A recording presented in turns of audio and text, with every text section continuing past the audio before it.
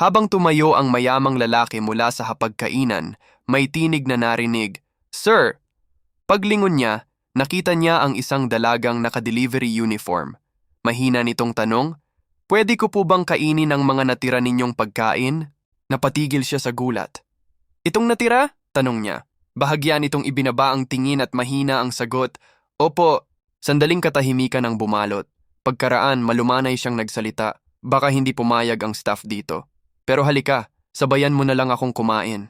Namasa ang mga mata ng dalaga, agad siyang naupo at nagsimulang kumain.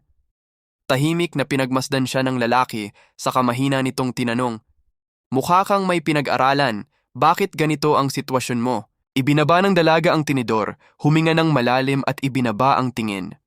"Opo, nakapagtapos ako, business administration ang kurso ko, nanalo sa ilang kompetisyon, nakilala sa mga presentasyon." Tahimik na nagtanong muli ang lalaki, "Kung ganoon, bakit nangyari ito?" Nanlalambot ang tinig ng dalaga, "Isang araw gumuho ang lahat. Pumanaw ang ama ko, nagkasakit si mama, at naubos ang lahat para sa pagpapagamot. Ibinenta namin ang mga ipon, mga gamit sa bahay, pati na rin ang maliit na lupain na alaala ni Papa. Pero kahit ganoon, hindi rin namin siya nailigtas." Tumulo ang kanyang mga luha. Mahinang sabi ng lalaki, "Nag-aaral ka ng negosyo. Kung bibigyan ka ng pagkakataon at kaunting suporta, kaya mo bang abutin ang pangarap mo?" Namumungay ang mga mata, ngunit matatag ang tinig ng dalaga. "Opo, isang pagkakataon lang ang kailangan ko. Hindi lang ako mamumuno, mag-iiwan ako ng huwaran."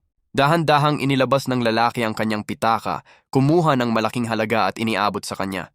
"Tanggapin mo ito, gawin mong totoo ang pangarap mo." Nagulat ang dalaga at bahagyang umurong, "Hindi ko po basta pwedeng tanggapin yan." Ngumiti ang lalaki at ipinatong ito sa kanyang kamay. "Hindi ka sumuko, kaya karapat dapat ka rito." Tahimik siyang umalis. Yumuko ang dalaga, umiiyak na bumulong ng, "Salamat po," habang nakatingin sa sasakyan nito. Tumulong tayo sa mga taong tunay na nagsisikap para sila rin ay makapamuhay ng may dangal. Kung naniniwala kang ang pagtulong ay dapat may kasamang respeto, ibahagi mo ito. Baka ito ang maging susi sa pangarap ng iba. Salamat sa panonood.